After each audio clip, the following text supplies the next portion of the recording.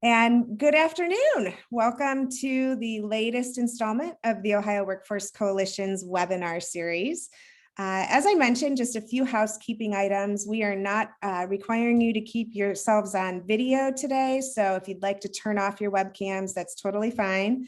I also do ask that you keep yourselves muted so that we can minimize any interruptions.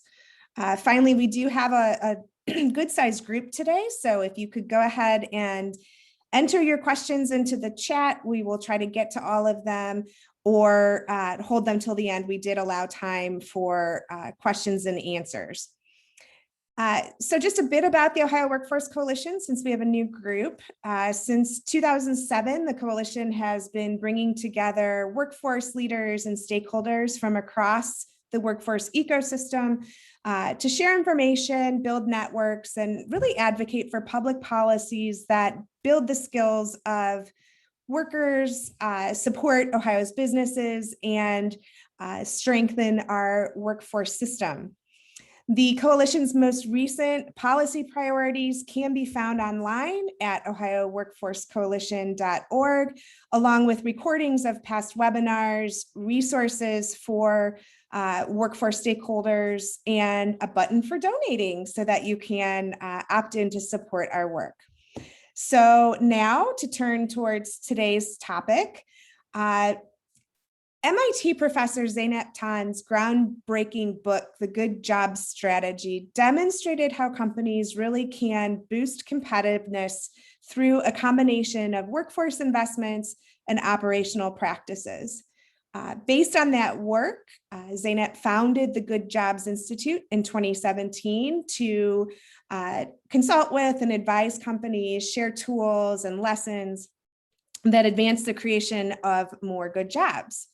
As the founding executive director of the Good Jobs Institute, Sarah Kalloch leads the organization's job quality work, that work advising companies and investors on good job strategies and sharing the lessons that she's learned. Kalloch and her team work with company leaders to identify what challenges they need to address and to deploy strategies to address them. I met Sarah through the Aspen Institute's Job Quality Fellowship, and I'm delighted that she's able and willing to join us today, particularly as we all collectively grapple with the quality of jobs that Ohioans are returning to and strategies to support companies that really are investing in their workers. There's a lot more information about Sarah, her educational background, and then of course the Good Jobs Institute as well. So I'm going to post a couple links in the chat, but really want to make sure that we get to her and her information. So with that, I will pass things over to Sarah. Fantastic. Thank you so much, Rebecca. It's so great to be here with you all today. I'm based in Massachusetts, but I have been lucky enough to spend some time in Ohio, in Columbus, in Cincinnati, in Cleveland. So I've been to your fair state, and I'm thrilled to be here with you today. So again, my name is Sarah. I'm executive director of the Good Jobs Institute. We are a nonprofit based in Massachusetts, and our mission is to help companies thrive by creating good jobs. As Rebecca said, we do that both from an HR lens and an investment in people lens, but also from an operations and job design lens. So my colleague Zeynep, she wrote a book called The Good Job Strategy, which I have subtly placed on my bookcase behind me, where she studied low margin grocery stores that were able to offer great jobs, fantastic customer service, and outsized returns for investors, and sort of tried to see what their secret was. And it's absolutely investment in people, but it's also making a different set of operational choices. So we're going to dig into that a bit today, which I'm excited about. And for our work, we mainly work with companies from Fortune 100 retailers to restaurant chains, to family-run grocery stores, to manufacturers who really want to offer better jobs, who have high turnover, are having a hard time hiring people, are seeing operational problems, and they want to do something differently.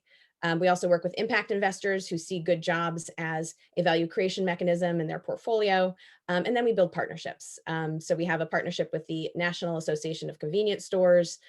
We do a lot of work with chambers and workforce development organizations to help spread the word that good jobs are good for business, good for communities, and good for families. And again, it's been a very challenging year for so many Americans.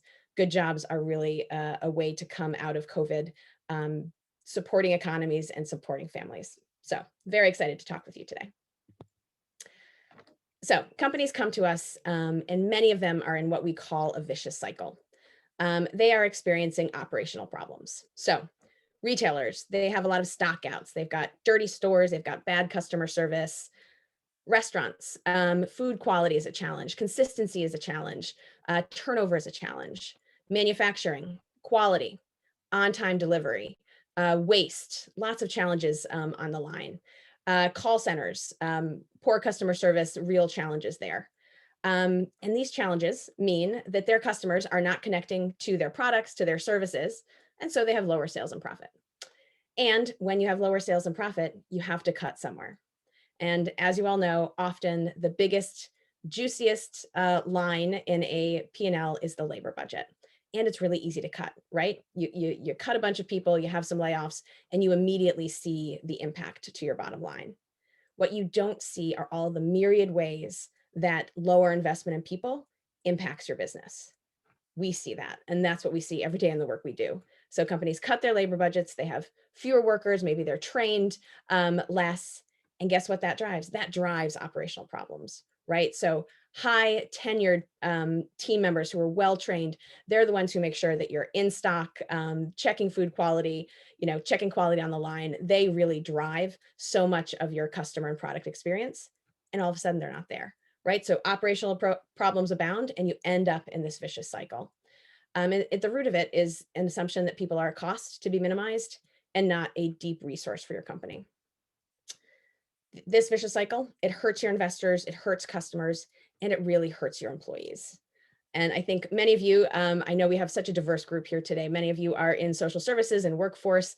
Many of you are employees and work with employers, employers and work with employers.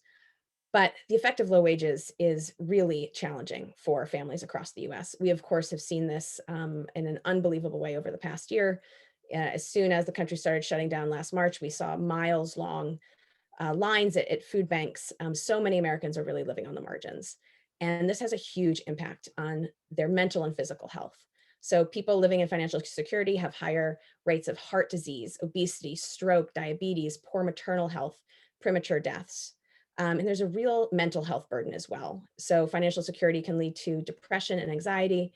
And there is a great and sad study that has shown that the kind of pressure that people living in financial security are under can impose a bandwidth tax equal to a loss of 13 IQ points. So big physical mental health challenges, and then huge challenges to meet your obligations. So I mentioned food security. Again, we've seen that significantly this year. Housing, transportation, so many people at risk of eviction, so many people who don't have stable transport to get their family where they need to go, to get to work. Very hard to care for your families, right?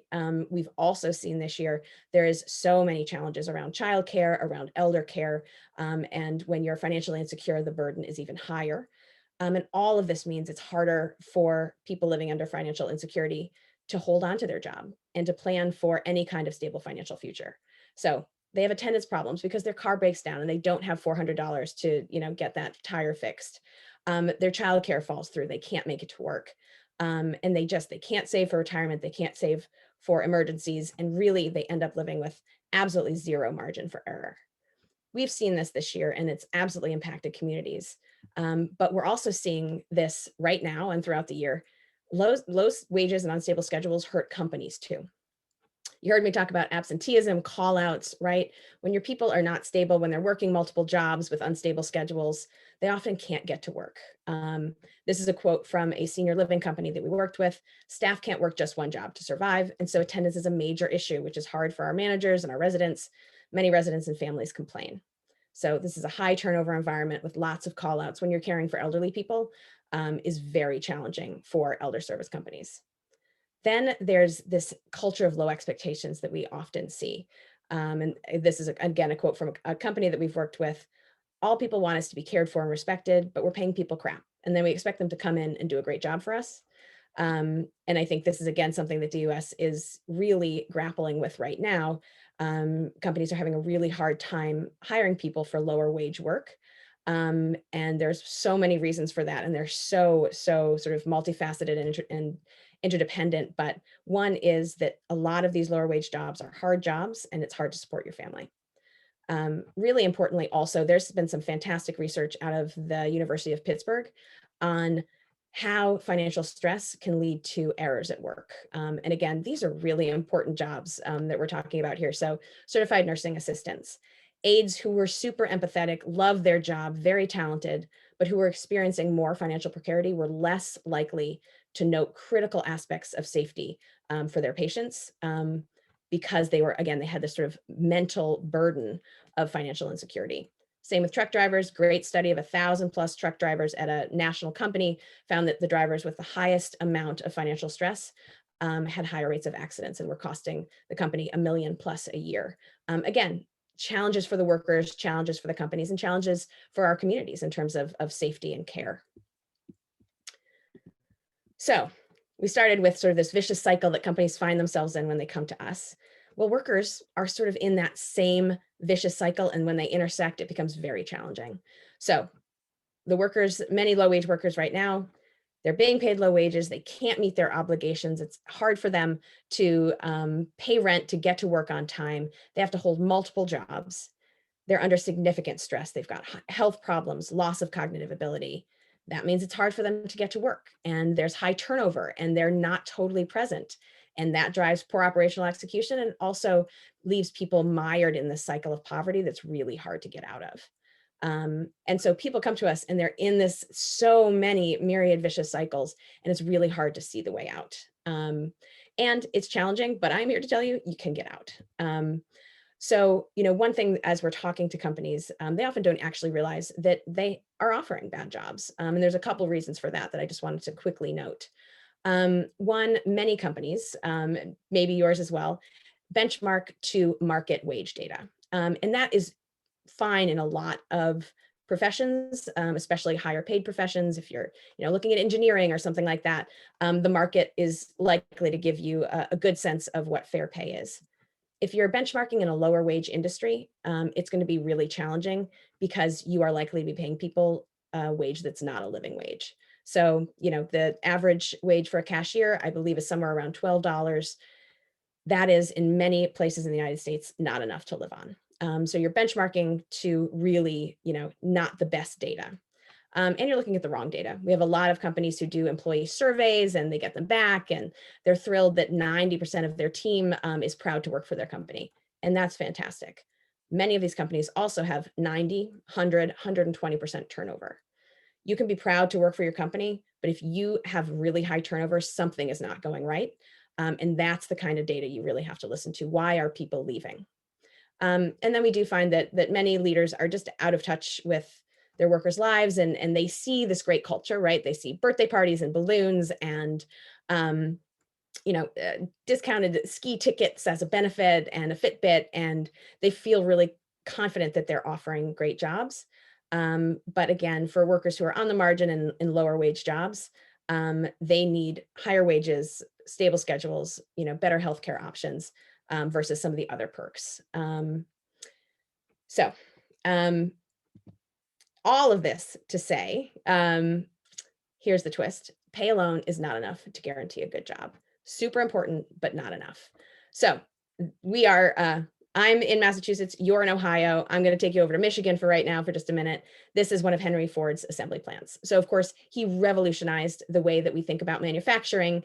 And he actually was one of the first to offer higher manufacturing jobs. So you may know he started paying people $5 a day when the market was about $2.50. So huge increase for his teams, mainly driven because he had super high turnover. Because frankly, even at $5 a day, these were not great jobs. You were standing in one place, doing one job, turning that screw all day long. Ford wasn't asking you about your ideas for improvement or engaging you in different ways or cross-training you or building a career, building your skill set. They just needed you to really be a set of hands. So this is a famous quote from Henry Ford. Why is it that I always get the whole person when all I want is a good pair of hands? So even at $5 a day, if you're not being engaged and growing and really being able to contribute, it's unlikely to be a good job for you. And it's unlikely to be a good job for your company either. So there are companies who sort of broken out of this. But again, it's not just pay. So Costco is a company that we have studied. They're really fantastic. Their starting wage in retail is 16 and their average wage is 24. You'll see here the average, the median hourly wage for a US retail salesperson is, just about half that at $13. So what is Costco doing differently to get to 24? They were founded by a fantastic group of people who really wanted to make sure that their employees had good jobs. But as their founder, Jim Sinegal, says, this is not altruism. Paying good wages is not altruism. That is our business model because it shows that we are able to have super productive people who are able to offer great customer service. So how do they do that? The reason that they can pay $24 an hour versus 13 is they make different operational choices and they design the work differently. They don't just pay more, they make the work worth more. They make it sustainable for them over time and they make it a competitive advantage. So they invest deeply in people. Again, higher wages than most in retail, but then they need a return on that investment. So they have created an operating system that is designed to drive and leverage capable and motivated people, drive productivity, contribution, motivation, versus some of the operating systems we see for companies that are in a vicious cycle that are designed to assume low ability, low motivation, high turnover. And so you don't trust people and you set up systems that are about control and not about empowerment and growth. But they've made these operational choices, then they need really capable, motivated people. They invest more in people. And the good jobs companies that we study end up in this lovely virtuous cycle, not the vicious cycle. And you don't have to be born that way. So Costco was, but we have studied companies that weren't, and we are working with many companies who weren't and who are going through a good jobs journey today and seeing great results.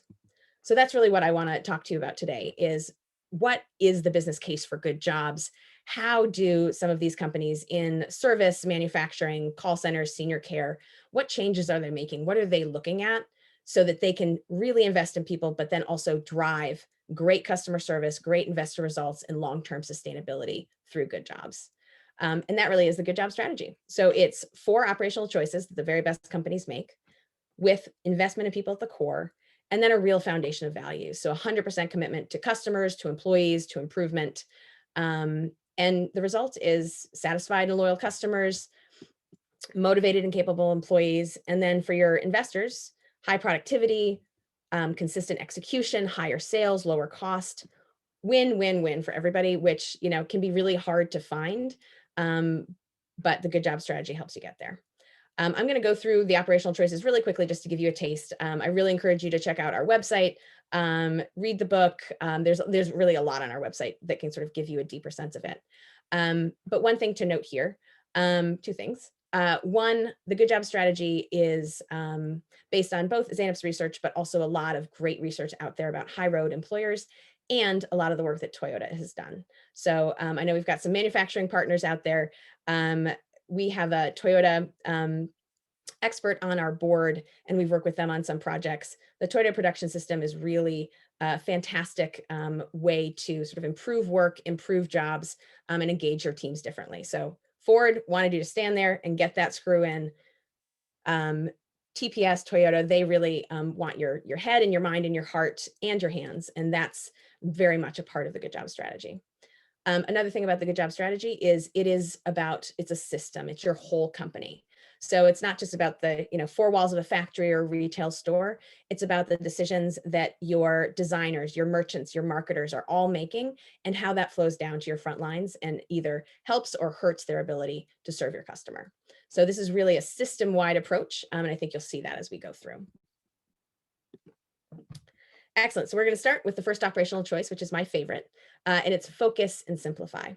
So the very best companies out there who are able to create outsized value for their customers, employees, and investors, they have a really strong, clear strategic focus. They know why their customers come to them, and then they make real hard strategic trade-offs about what they're going to offer. They know why they're coming, but doesn't mean that they're going to offer everybody absolutely everything they want, right? And here are some, great company examples. And I think some of you will have been to some of these companies. So Costco, Trader Joe's, they both offer 3 to 4,000 products in their store versus 40,000 in a regular grocery versus 100,000 in a superstore. And they do that on purpose. They really curate their products, and it allows their supply chain to be really strong. It allows their bargaining power with suppliers to be strong. And it also means that their teams really know the products that they sell. Their butchers know the meats. They've got great cuts. They know what they're doing. The bakery really knows their items, because there's only 3 to 4,000, right? Southwest, if any of you have flown Southwest, I always ask, how was first class? Y'all can't really answer me, but if you've been on Southwest, their first class isn't very good because they don't have one, right? They're not luxury. And frankly, they're not even sometimes very convenient. You can't sit next to your family necessarily. Their sort of seating system is a bit wacky, but they have chosen to be friendly value carrier, not luxury, not convenient. So some of their airport bases are sort of outside of the major metropolitan area. That's not the customer they're going for. They're not going for business. They're not going for luxury travel. And then they've made hard trade-offs, right? In-N-Out Burger, they're called In-N-Out Burger for a reason. They don't sell chicken fingers. They don't sell McRibs. They're not going to do a lobster salad in the summer. They're going to make a really great burger in like 15 different iterations, but it's going to be a burger. That's what you get. So they make these really hard trade-offs because they know that they really need to then simplify their operations so they can be the very best at the things that their customers come to them for. So they focus strategically and then they simplify. When we start work with a company, we spend a lot of time in their business unit, in a factory, in a retail store, in a restaurant, and we talk to their frontline workers and we ask them, what frustrates you, what wastes your time, and we can see it, right? So lots of things are happening. Different departments at home office are sending stores different requests, sometimes competing, right? And so you're running around redoing and doing and just doing all sorts of things that aren't necessarily adding value to the customers. Last minute changes all the time. One retailer we worked with, they were struggling. And so, every Thursday they'd be like, we need to do 14 new promotions. That sounds fine at a home office level, but when you then have to have 1,000 stores execute 14 new promotions really quickly, things get really challenging. And there's just too many products, too many promotions, too many emails, too many things. And what it means is that your teams at the front line, here's one example. If you go to Whole Foods, there's like 400 teas and 400 jams. Trader Joe's only has about 40 of each, right? So you're not wasting your time shelving. The product, you're selling, you're engaging with your customers. So we often just see so much complexity, driven by home office, driven by business challenges. And what it really does is it just means that your frontline can't connect to customers. So the very best companies, they really look to reduce workloads. They can maximize productivity, contribution, motivation, ability to serve customers well. So they only want to do what adds value to their customers. So we see fewer products, no promotions, fewer payment options, right? Costco, they're not even going to give you a bag. You got to grab a box. But again, they know exactly why their customers come to them, and they just say no to a whole bunch of other complexity. They really work with their front lines to identify what wastes your time, and what's challenging. And that it makes a huge difference. So, one company that we worked with, they had 170 different tools, right? That is not a simple work strategy for your store managers. Somebody at home office made them, loved them. They were great at the time, but they just kept adding new tools, and it was a mess. So we worked with them to get them down to 6 core tools that the store manager really needed to be able to run their store well. That gets to more consistent execution. So simplifying. And the best way to do that is just to ask your frontline, what wastes your time? So this is my favorite one. You can really gain a lot of productivity by just removing things that don't make sense. The second is standardize and empower. So here balance is key. You want to be able to standardize routine tasks and management practices, but there's always variability from customers, again, in all of these service and manufacturing sectors. So you have to make sure that your teams are empowered to be able to serve your customers well, adjust on the fly, and always be ready to be there for your customers. So in terms of standards, I think most companies are going to say that they have standards, right? Zainab did her dissertation at Borders. They had a book about this thick, 300 pages of the standards for their stores, right? A lot of people have standards, but it's really about how you set them, how you understand the work, and how you engage your front lines in setting and improving them. So we see a lot of standards when we start working with companies that are meant to control, and there's very little empowerment. So leaders aren't spending very much time with their front lines. They don't really understand the work. And so they're creating these top-down standards and tools without frontline involvement that waste time and the ability to serve your customer. So in retail, home office will create, elaborate display guidelines. But again, if you have 200, 400, 800 stores, they likely have different layouts, different fixtures, and so they're not going to match everywhere.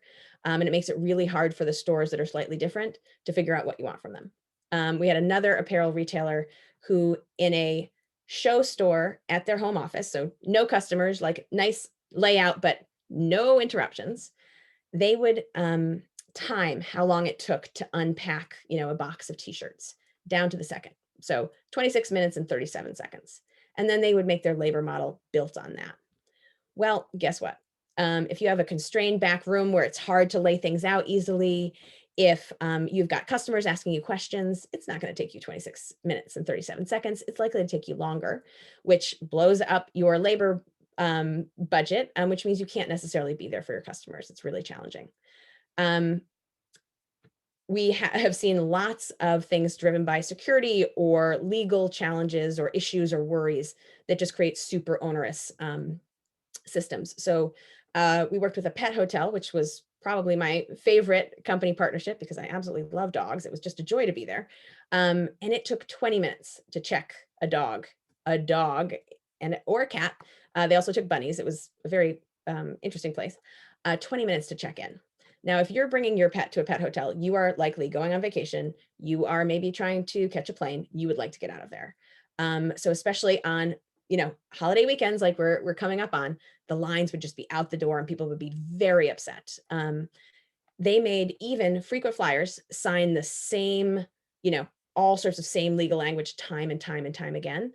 It was very challenging for their employees who, tons of stress, tons of angry people, very bad for their customers. And it meant people stopped going to them.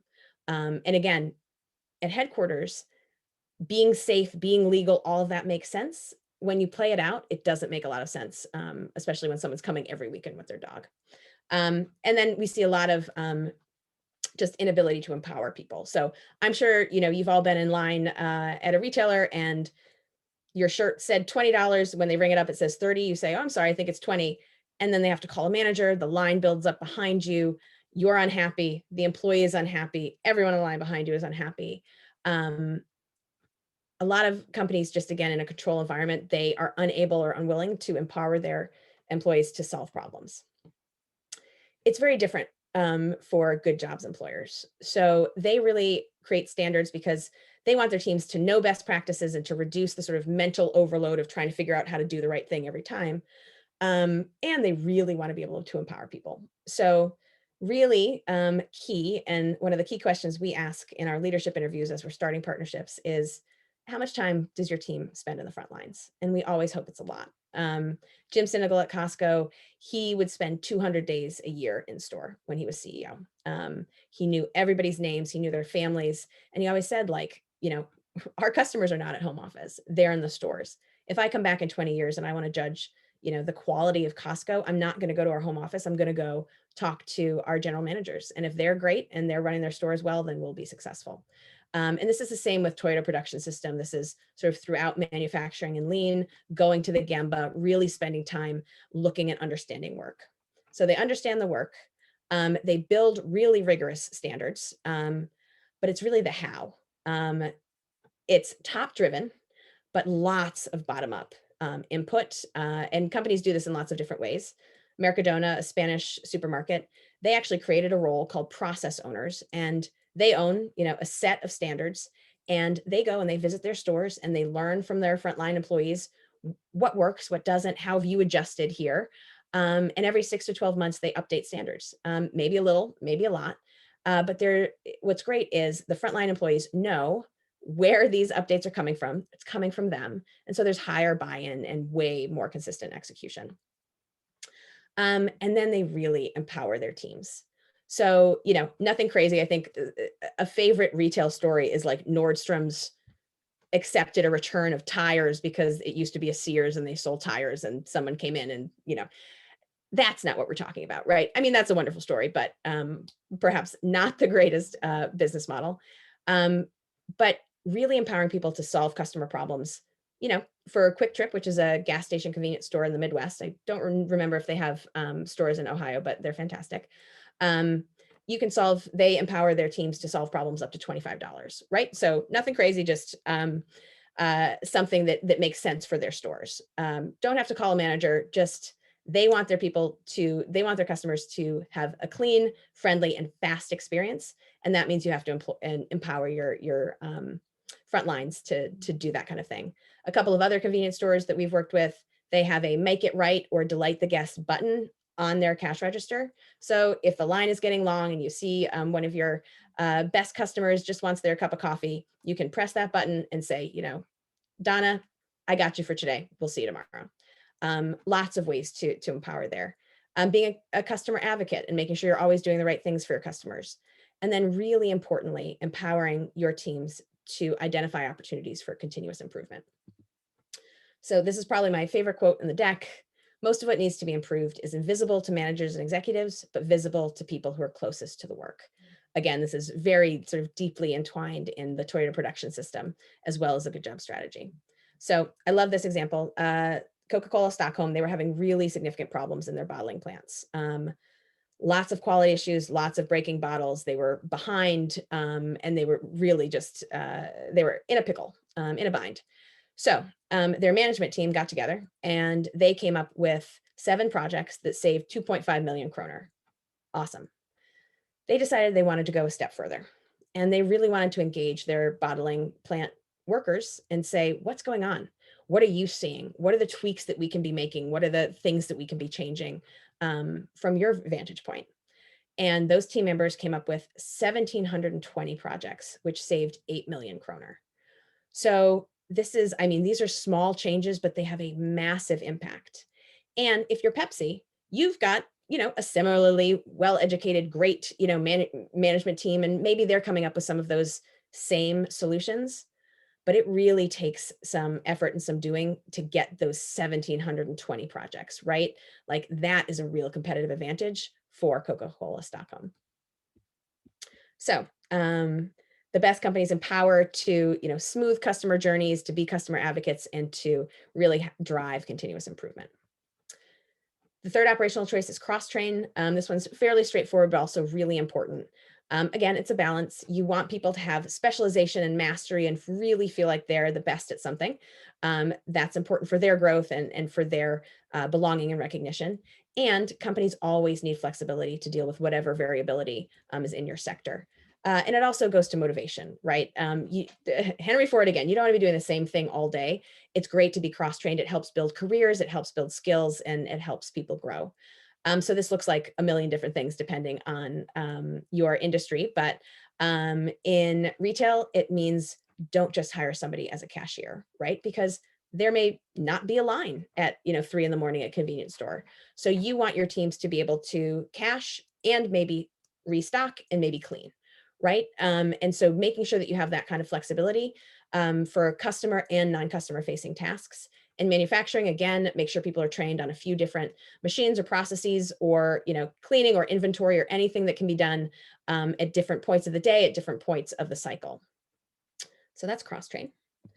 And finally, operate with Slack. This one, I think, creates great fear in CFOs and workforce management folks because it sounds like you're just going to blow up your labor budget. But this is last for a reason. So we started out, we really focused our strategy. We moved some things right off the table. We made some hard trade-offs, and then we simplified work and we removed a whole bunch of non-value add work. And so we're really focused on the things that make the biggest difference for our customers. Then we standardize them. So we know about how long things should take, and so do our teams. Then we built in flexibility through empowerment and cross-training. So then you get to operate with Slack. And this is really important because, especially in service industries, you can make an estimate of how many hours of labor you may need, but forecasts are pretty much almost always wrong, maybe by just a teeny bit, right? Like here, this company is estimating they need 500 hours of labor this week. It could be 499, it could be 501. But when you're looking at standard deviation, it could also be 400, it could also be 600. So the very best companies want to make sure that they are staffing a little bit above what they need, because it just makes the whole system work. So good job companies operate with Slack. They don't staff based on sales. They staff based on tasks and traffic, and they take variability into account. And then they staff a little bit higher than expected. And what this enables is an entire system to work. Their teams can actually take time off. They have time to do continuous improvement and look for ways to improve. Their managers can have rigorous hiring. They can develop people. They can build relationships with their customers. We so often see companies operating with so little slack that their grocery store manager is on the cash register. That is not the best use of their time, and that is not the best use for the company. So building in this variability is really important. Quick Trip, again, one of my favorite companies, they actually have something called a relief workforce. So they have a group of people who wake up every morning and get an assignment to a different store. So they're subs. And this is actually a promotion. So these are some of their best people. Why? Because they have to adjust to new teams, new stores, new configurations. They are fantastic. So this is part of a career path. And that means that they always are able to operate with Slack. People can take time off, and it's really shows respect for their team. But you can't operate with Slack if you have slackers. So, the center of the good job strategy is you got to invest in people. You need to meet people's basic needs, but then you also need to have rigorous hiring, training, performance management, and career pathing. There's so much in here. I'm really just going to touch on this very quickly, but are people capable of doing the work? Are they motivated? Are they developing at work? So there is, good jobs companies have super rigorous hiring and onboarding. Quick Trip hires 1% to 2% of the people who apply to them. That is, more rigorous than trying to get into MIT. It's very impressive. They know the key attributes that make people successful. They worked with their teams to identify them, and they hire using those. Selection is really rigorous. There's interviews, there's a math test. I believe there's like a group interview, so you can see how they're interacting with people, because of course this is a people business. They're also really clear about what the job is. So they have 30 questions they ask you to answer before you even start the application. And it's about the work.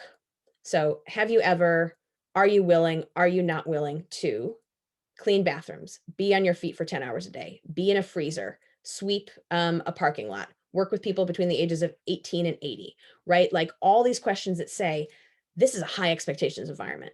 If you don't want that, you should not keep moving forward. Super clear what the job is and what their expectations are, and they show respect at every juncture. Their training is also super rigorous. So again, they build really beautiful career paths. Being a trainer is part of building your career at Quick Trip. Their best employees can become trainers. They have a group of 2 to 3 for 2 weeks. It's really intensive. It's hands-on. You're in the stores. You're learning to, rotate new burritos and clean and do all of these things. You're learning the system with someone who really knows what they're doing. And training is evaluative. So they only hire 1% to 2% of the people who apply, and then about 80% get through training. So super rigorous, again, shows respect for both their new hires, but also their teams. When you have, people who aren't working hard and who aren't working for your company, and you don't move them out, it's very challenging for people who stay. These companies also have great performance management systems, and very critically, one of our top metrics for if you're a good jobs company is they promote almost 100% from within.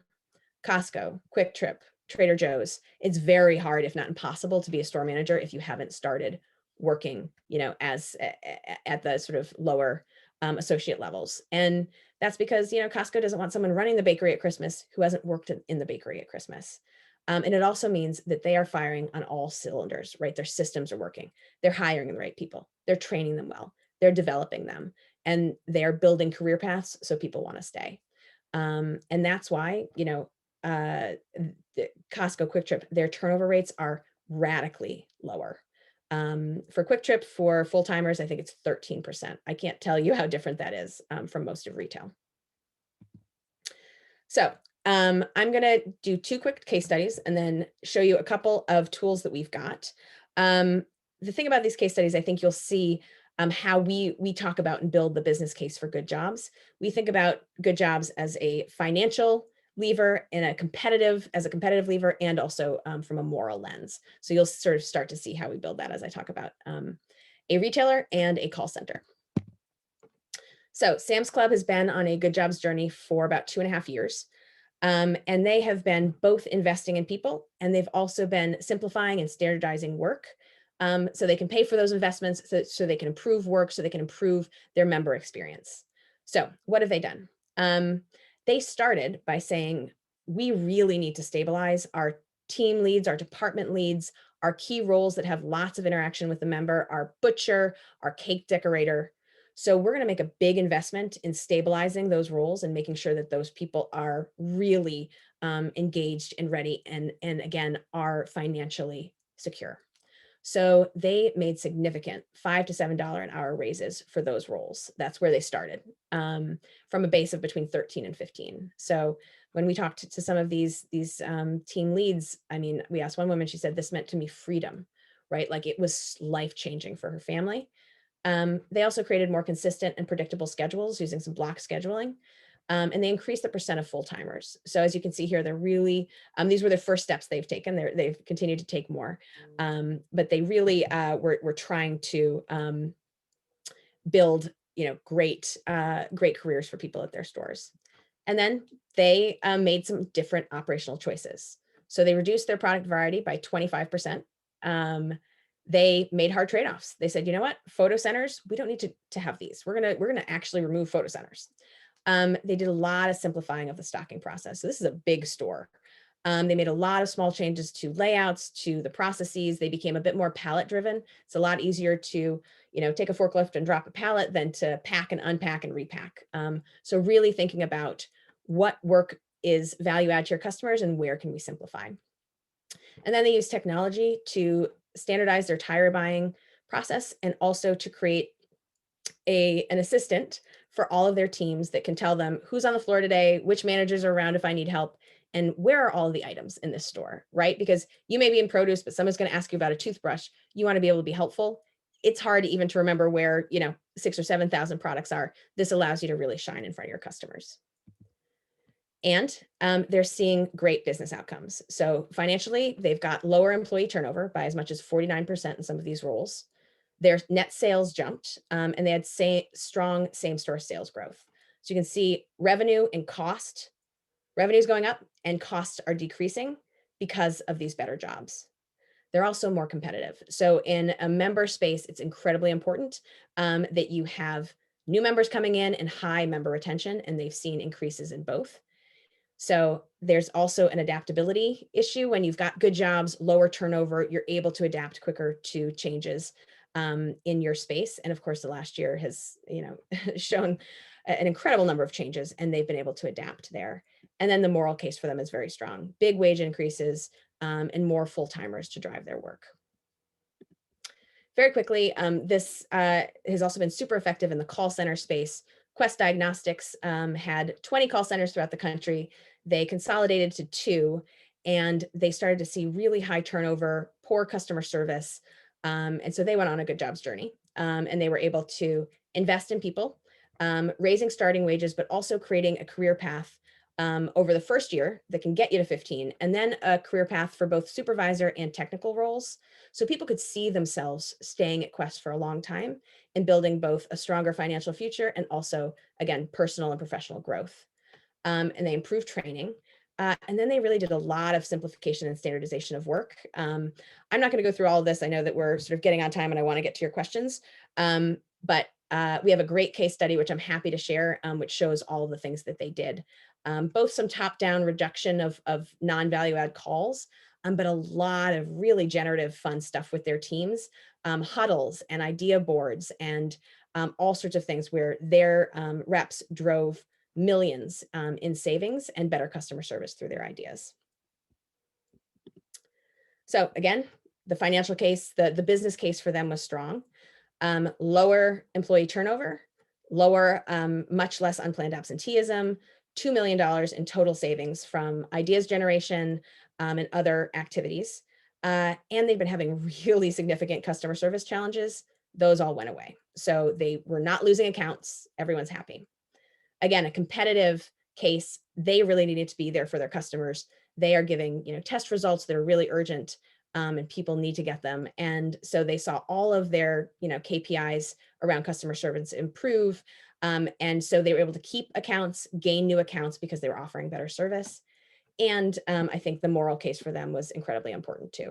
So they were able to increase wages, but here they were really able to build careers. When they were in a high turnover environment, they were spending, 80% of their training budget just training new people, to see many of them leave. And now they were able to spend 58% of their training budget upskilling their existing teams and building career paths. And you can see that in the promotion rate, which went from 9 to 20%.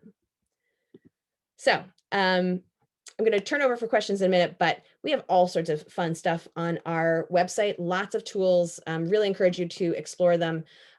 Everything we learn, we want to share. So everything there is free. We've got videos of some of these Good Jobs leaders talking about what they did, lots of articles and all sorts of fun stuff. But we have our definition of what a good job looks like. It's this employee pyramid based on Maslow's hierarchy of need, and absolutely focuses on basic needs like pay and benefits and schedules and career pathing and safety, but also looks at higher needs. So does work meet your need for belonging and achievement and recognition and meaningfulness and personal growth? So not going to go in deep here, but we do think about this for frontline workers in both basic needs and higher needs. And I think that's reflected in our Good Job Scorecard. So we have an Excel-based scorecard that you can modify to some of the metrics that are most important for your industry. But we don't just look at key employee metrics when we look at what a good job is. And we do, believe me, we're going to look at basic needs and stability. But we also want to know, are your customers satisfied? Are you operating, do you have good operational performance? Because all of these things come together. This is the business case for good jobs. And also, frankly, if you're being paid enough, but again, your customers are mad or you're not able to be productive, it's probably not a good job for you. So we think this scorecard is a really fun way for companies to have a holistic view of how their frontline workers are driving performance, and how their frontline workers are sort of being compensated and where they are in terms of financial health. So check that out. And finally, we have a really fun calculator. So super easy to calculate the cost of good jobs. If you want to, provide a raise of $3, we've actually had a CFO pull out an actual envelope and say, okay, if we did a $3 pay raise, that's $100 million. How are we going to pay for that?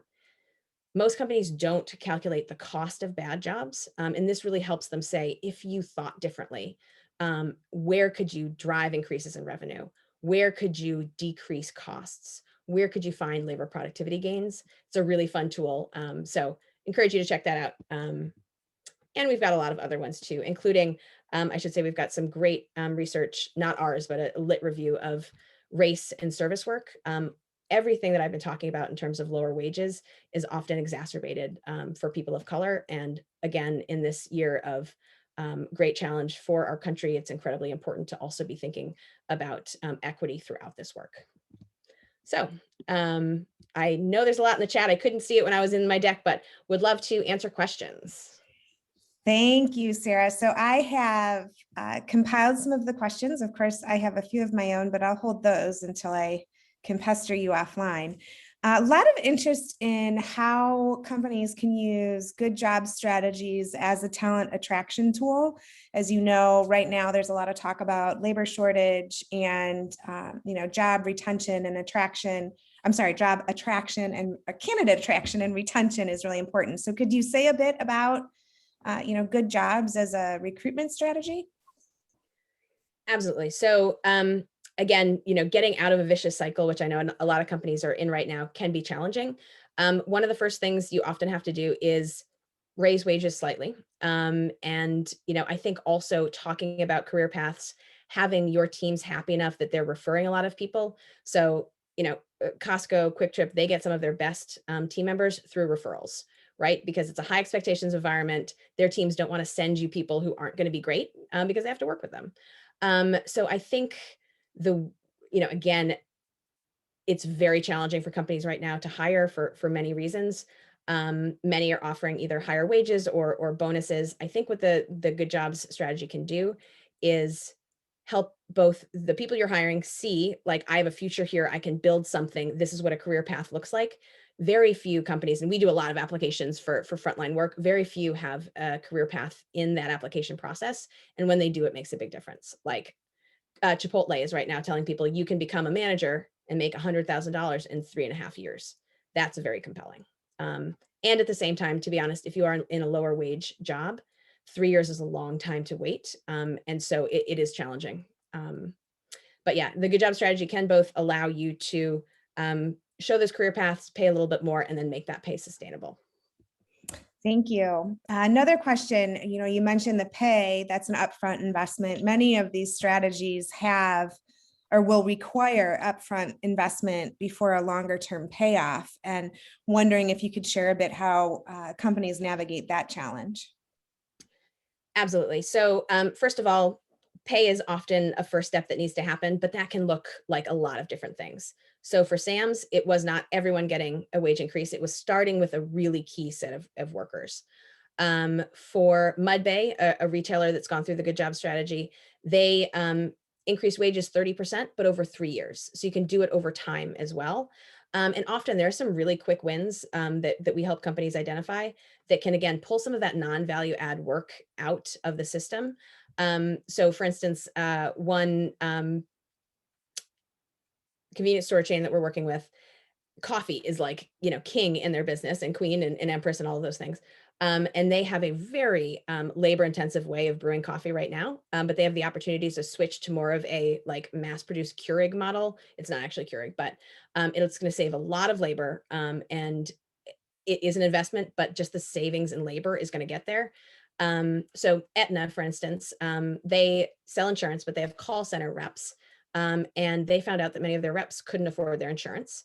And they said, we have got to pay these folks more. And so we want to pay them 15.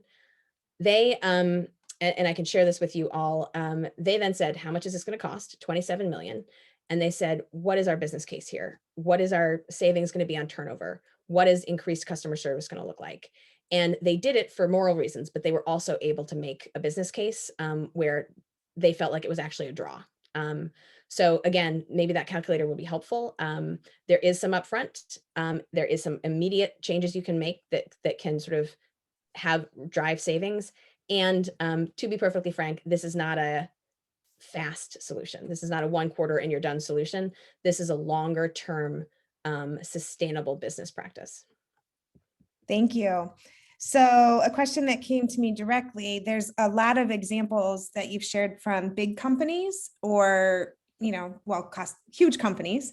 Could you speak a bit about, the smaller manufacturing companies or mom and pop restaurants and how they can deploy a good job strategy? Sure. So we have mainly been working with larger companies, but we would love to work with smaller and medium-sized companies, and that's one of our goals for the next 2 years. So we have a few case studies, but if you are interested, please reach out because we'd love to learn from companies as we go. So I'll give you one example that we wrote about for Harvard Business Review with our Toyota partners. Dublin is a manufacturer. They make, it doesn't matter. They make a mechanical part that is very technically challenging. And they brought in Toyota to help them improve their line. And Toyota is fantastic at, again, improving sort of manufacturing lines. They needed very, very, very high, their lines couldn't be down more than 15%. This is probably too much information for folks who aren't in manufacturing, but, and they were throwing all sorts of things at this and doing a lot of Kaizen and other work. And they realized no matter what they did on that line, they had pretty high people instability and they had to solve that first. So a lot of their workforce were temps. They didn't pay them very well. It would take up to a year for a temp to transition to full-time work. And so they just had massive turnover, and you can't do really great lean manufacturing work if you have high turnover. So they improved their hiring and had some dexterity tests in there. So they were really bringing in better people. They improved their training so people were more prepared. And then they both raised wages slightly for their temp workers, but also created a more clear path and faster path to full-time work from 12 months to 6 months. And so they were able to really get a more secure, sort of a more stable base of employees. And that's when their Toyota production system journey really accelerated. So yeah, happy to share more there and get some of those case studies from Toyota over to your team. Thank you. Okay, one more, excuse me, quick question. So a lot of interest in retention, and I've heard people characterize retention as both a job quality issue or a candidate issue and the high turnover. So could you share any, it sounds to me like you're saying retention really starts at the application process, that it's, even earlier than the hiring point. Could you share a bit more about retention strategies and how a company might be looking specifically or should be looking specifically at those? Yeah, absolutely. It starts again with the application process. So, are you showing respect at every juncture? Are you getting people excited? Are your interviewers trained to do an interview? Are they sharing the most important things? I worked a frontline retail job a few years ago, and they basically just, the interview was, are you able to stand up and can you pass a drug test? That is not going to tell someone that this is a place that values you or that wants to build a career. So are you hiring really, with high expectations? Training. Are you so overwhelmed and in such a vicious cycle that people are just being thrown in? We see that a lot too, right? So they're asked to jump on the register, jump on the line right away, and they don't feel comfortable. And, that is super challenging for retention. Again, retention is really hard because all of this is part of a big system, right? So, how have you set up the training? Do they see their manager frequently? Are there check-ins? How is that engagement? Do your managers have time to manage? I don't have an easy answer for that because again, it's all part of a big system. Well, thank you. And with that, we are right at 2:00. If we did not get to your questions, we will be sure I will share them with Sarah and make sure that we are able to get a response to you. And we will certainly share any additional information. Thank you for joining. The quality of jobs in Ohio is a key priority for the Ohio Workforce Coalition. And as I mentioned, you can see the webinar recording as well as previous ones on our website at ohioworkforcecoalition.org. And many thanks to Sarah for her time and a fascinating topic. I hope that we can continue talking about the importance of good jobs and helping companies thrive by investing in their people. Thanks, everybody. Bye now.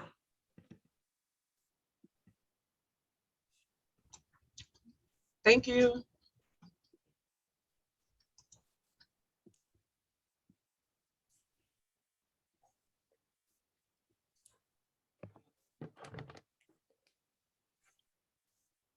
Thank you. Have a good rest of your day. Question? You do. I'm just going to send you a couple things if you want to share it with the group. Okay. A couple cases and stuff, but sounds good. Thank you. I'll talk to you soon. Bye. Bye, guys.